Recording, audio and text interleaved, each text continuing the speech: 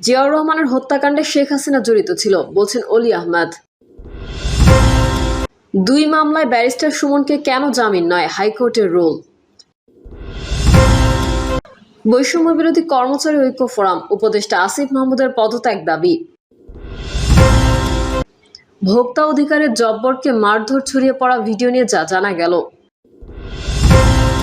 এবং সর্বশেষ জানাবো কোন পথে সংস্কার ও রাজনৈতিক ঐক্যমত্য। এতক্ষণ শুনছিলেন সংবাদ শিরোনাম, এবারে বিস্তারিত। তবে তার আগে অনুরোধ থাকবে আমাদের চ্যানেলটি সাবস্ক্রাইব করে বেল আইকনটি ক্লিক করুন। জিয়াউর রহমানের হত্যাকাণ্ডে শেখ হাসিনা জড়িত ছিল বলছেন অলি আহমেদ। শেখ হাসিনা ভারতকে সব দিয়েছিল দাবি করে লিবারেল ডেমোক্রেটিক পার্টির প্রেসিডেন্ট অবসরপ্রাপ্ত কর্নেল ডক্টর অলি আহমেদ বলেছেন, শহীদ রাষ্ট্রপতি জিয়াউর রহমানের হত্যাকাণ্ডে শেখ হাসিনা জড়িত ছিল। অলি আহমেদ বলেন, ভারতের পছন্দের সরকার বাংলাদেশে তাদের দরকার। প্রথম তাদের পছন্দের সরকার ছিল শেখ মুজিবুর রহমান, তারপর শহীদ রাষ্ট্রপতি জিয়াউর রহমানকে হত্যা করে এই হত্যার সঙ্গে হাসিনা জড়িত ছিল, আমি আগেও বলেছি। তিনি বলেন, আমি আবারও বলি, হাসিনা পালিয়ে যাচ্ছিল সাজেদা চৌধুরীকে নিয়ে, আখাউড়া বর্ডারে ধরা পড়ে, তাদের তৎকালীন বিডিআর ধরে নিয়ে আসে। সে আসার 17 থেকে 18 দিনের মধ্যে রাষ্ট্রপতি জিয়াউর রহমান নিহত হন। এলডিপি প্রেসিডেন্ট বলেন, আওয়ামী লীগকে শুরুতেই নিষিদ্ধ করলে দেশে বিশৃঙ্খলা কেউ করতে পারত না। বাংলাদেশে আওয়ামী লীগ আর কখনো দল হিসেবে দাঁড়াতে পারবে না। ডক্টর ইউনূসকে পণ্য আমদানি রপ্তানির প্রক্রিয়াকে আধুনিকায়ন করার পরামর্শ দিয়ে এলডিপি প্রেসিডেন্ট বলেন, আপনি এনসিপির নেতা না হয়ে বাংলাদেশের নেতা হয়ে উঠুন। চট্টগ্রাম বন্দরের মাধ্যমে বিশেষ কোনো গোষ্ঠী যেন সুবিধা না পেয়ে এর মাধ্যমে বাংলাদেশ উপকৃত হতে পারে, সেই ব্যবস্থা নিতে হবে। তিনি আরো বলেন, মানবিক করিডোরের ব্যাপারে এককভাবে সিদ্ধান্ত নিলে বুমেরাং হতে পারে, সবার সঙ্গে পরামর্শ করে সিদ্ধান্ত নিন। এছাড়াও বর্তমান অস্থিতিশীল রাজনৈতিক অবস্থা নিয়ে তিনি বলেন, কেউ মেয়র পদ পাওয়ার জন্য সাধারণ মানুষের পথ আটকাতে পারেন না। 2 মামলায় ব্যারিস্টার সুমনকে কেন জামিন নয়, হাইকোর্টের রুল। বৈষম্য বিরোধী ছাত্র আন্দোলনের সময় রাজধানীর আদাবর ও খিলগাঁও থানার পৃথক মামলায় সাবেক সংসদ সদস্য ব্যারিস্টার সৈয়দ সায়েদুল হক সুমনকে কেন জামিন দেওয়া হবে না তা জানতে চেয়ে রুল জারি করেছেন হাইকোর্ট। আদালতে জামিন আবেদনের পক্ষে ছিলেন আইনজীবী এম লিটন আহমেদ, জহিরুল ইসলাম ও খুররম শাহ মুরাদ। গত বছরের 21শে অক্টোবর দিনগত রাত 1:30টায় রাজধানীর মিরপুর 6 থেকে ব্যারিস্টার সুমনকে গ্রেফতার করা হয়। বৈষম্য বিরোধী কর্মচারী ঐক্য ফোরাম, উপদেষ্টা আসিফ মাহমুদের পদত্যাগ দাবি। ঢাকা উত্তর সিটি কর্পোরেশনের প্রশাসক মোহাম্মদ এজাজ নিষিদ্ধ জঙ্গি সংগঠন হিজবুত তাহরিরের শীর্ষ নেতা এবং কুখ্যাত ছোটন গ্যাংয়ের সদস্য। স্থানীয় সরকার উপদেষ্টা আসিফ মাহমুদ সজীব ভুঁইয়ার লিখিত আধা সরকারি পত্রে এজাজকে প্রশাসক হিসেবে নিয়োগ দেওয়া হয়েছে। এতে উপদেষ্টা শপথ ভঙ্গ করেছেন, সুতরাং উপদেষ্টাকে দায় স্বীকার করে পদত্যাগ করতে হবে, পাশাপাশি এজাজকে অপসারণ করতে হবে। বুধবার বৈষম্য বিরোধী কর্মচারী ঐক্য ফোরামের সংবাদ বিজ্ঞপ্তিতে এসব দাবি করা হয়েছে। সাবেক সচিব ও বৈষম্য বিরোধী কর্মচারী ঐক্য ফোরামের সভাপতি এবিএম আব্দুস সাত্তার স্বাক্ষরিত বিজ্ঞপ্তিতে আরও বলা হয়, হিজবুত তাহরিরের নেতাকর্মীদের তালিকায় 5 নম্বরে এজাজের নাম উল্লেখ রয়েছে। নিয়োগের আগে তার গোয়েন্দা তথ্য চাওয়া হয়নি। এজাজ শুধু নিষিদ্ধ সংগঠনেরই নেতা নয়, ফ্যাসিস্ট আওয়ামী সরকারেরও দোসর। ইতোমধ্যে ঢাকা উত্তর সিটি কর্পোরেশনের সেবার মান সর্বনিম্ন পর্যায়ে নেমে গেছে। দুর্নীতিত এজাজ ফ্যাসিস্ট দুর্নীতিবাজ সাবেক মেয়র আতিকুল ইসলামকেও ছাড়িয়ে গেছে। শুধু কুরবানির গরুর হাট ইজারাতেই 22 কোটি টাকা লুটপাট হয়েছে। বিভিন্ন রাজনৈতিক দল ও সাধারণ জনগণ নিষিদ্ধ সংগঠনের নেতা এজাজকে প্রশাসক হিসেবে দেখতে চায় না। ভোক্তা অধিকারের জব্বারকে মারধর ছড়িয়ে পড়া ভিডিও নিয়ে যা জানা গেল। সামাজিক যোগাযোগ মাধ্যম ফেসবুক সহ বেশ কয়েকটি অনলাইন প্ল্যাটফর্মে একটি ভিডিও সম্প্রতি ভাইরাল হয়েছে। ছড়িয়ে পড়া ওই ভিডিওটিতে দেখা যায়, ব্যস্ত একটি সড়কে কয়েকজন লোক জড়ো হয়ে জাতীয় ভোক্তা অধিকারের ঢাকা অঞ্চলের পরিচালক মোহাম্মদ আব্দুল জব্বার মণ্ডলের মতো দেখতে এক ব্যক্তিকে মারধর করছে।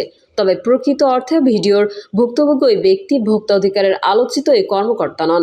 বুধবার বেলা 11টার দিকে গণমাধ্যমকে এই তথ্য নিশ্চিত করেছেন জাতীয় ভোক্তা অধিকার সংরক্ষণ অধিদপ্তরের ঢাকা অঞ্চলের পরিচালক মোহাম্মদ আব্দুল জব্বার মণ্ডল। তিনি জানান, এই ধরনের কোনো ঘটনাই ঘটেনি। ছড়িয়ে পড়া ভিডিওটি ভুয়া ও কেবলই গুজব। ভোক্তা অধিকারের এই কর্মকর্তা বলেন, আমার নাম ব্যবহার করে ছড়িয়ে পড়া ভিডিওটি অনাকাঙ্ক্ষিত এবং এটি ভুয়া সংবাদ। এই ভিডিওর সঙ্গে আমার কোনো ধরনের সংশ্লিষ্টতা নেই।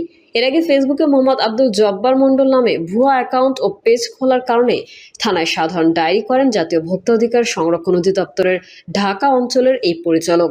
গত 1 মার্চ রাজধানীর তেজগাঁও থানায় এই সংক্রান্ত জিডি করেন তিনি। কোন পথে সংস্কার ও রাজনৈতিক ঐকমত্য? জুলাই আগস্ট গণঅভ্যুত্থানের একটি গুরুত্বপূর্ণ ফলাফল হলো রাষ্ট্র সংস্কারের প্রয়োজনীয়তার ব্যাপক স্বীকৃতি। এই অগ্রগতি নিঃসন্দেহে উৎসাহের বিষয়। অন্তর্বর্তী সরকারও রাষ্ট্র সংস্কারের বিষয়টি গুরুত্বের সঙ্গে গ্রহণ করেছে। শুরুতে 6টি এবং পরে আরও 5টি বিষয়ে সংস্কার কমিশন গঠন করা হয়েছিল। এর মধ্যে এইসব কমিশন অন্তর্বর্তী সরকারের প্রধান উপদেষ্টা অধ্যাপক মোহাম্মদ ইউনূসের কাছে তাদের সুপারিশ পেশ করেছে। এখন সরকারের বড় দায়িত্ব হলো এসব সুপারিশের কার্যকর ও ফলদায়ক ব্যবহার নিশ্চিত করা।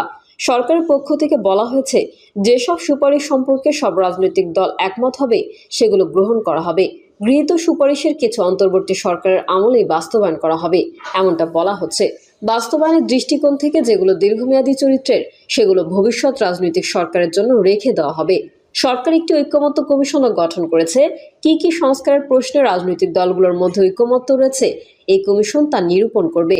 ঐকমত্য কমিশন এই বিষয়ে কাজ শুরু করেছে এবং রাজনৈতিক দলগুলোর সঙ্গে প্রথম দফার আলোচনা শেষ করেছে। প্রকাশিত খবর অনুযায়ী বিভিন্ন কমিশনের প্রতিবেদনের ভিত্তিতে ঐকমত্য কমিশন 166টি সুপারিশের তালিকা এবং তার ভিত্তিতে একটি ছক তৈরি করেছে। এই ছকে রাজনৈতিক দলগুলোকে সম্মত, অসম্মত এবং আংশিকভাবে সম্মত এই 3 ধরনের মতামত প্রদান এবং প্রয়োজনে ব্যাখ্যা যোগ করার সুযোগ দেওয়া হয়েছে। রাজনৈতিক দলগুলো এই ছক ব্যবহার করে তাদের মতামত দিয়েছে এবং সেই সূত্রে কমিশনের সঙ্গে তাদের বৈঠক হচ্ছে। এসব বৈঠকের শেষে দেশবাসী প্রায়ই জানতে পারছে যে দলগুলো শতাধিক সুপারিশের সঙ্গে একমত হয়েছে। ফলে হয়তো একটা ধারণা সৃষ্টি হচ্ছে যে সংস্কারের প্রশ্নে কিছু বিষয়ে রাজনৈতিক দলগুলোর মধ্যে ঐকমত্য তৈরি হয়েছে। এই ধরনের ছক এবং মাল্টিপল চয়েস ফরম্যাটে মতামত গ্রহণের একটি অসুবিধা হলো যে সব সুপারিশকে সমগুরুত্ব সম্পন্ন বলে মনে হতে পারে। স্পষ্টত 166টি সুপারিশ সমগুরুত্বের নয়। বহু সংখ্যক কম গুরুত্বপূর্ণ বিষয়ে ঐকমত্য হওয়ার পরও যদি গুরুত্বপূর্ণ বিষয়ে ঐকমত্য না হয়, সেক্ষেত্রে সংস্কার প্রক্রিয়ার মূল লক্ষ্য অনর্জিতই থেকে যাবে। রাষ্ট্র সংস্কারের মূল 2 উপাদান হলো রাজনৈতিক এবং প্রশাসনিক সংস্কার। রাজনীতি ও প্রশাসন পরস্পর নির্ভরশীল হলেও এই দুয়ের মধ্যে রাজনীতির ভূমিকাই প্রধান। রাজনীতি ভালো হলে খারাপ প্রশাসনকেও ভালো করা যায়, কিন্তু রাজনীতি খারাপ হলে ভালো প্রশাসনও ক্রমে অধঃপতিত হয়। সেই জন্য সব সংস্কারের মধ্যে রাজনৈতিক সংস্কারের ভূমিকাই মুখ্য।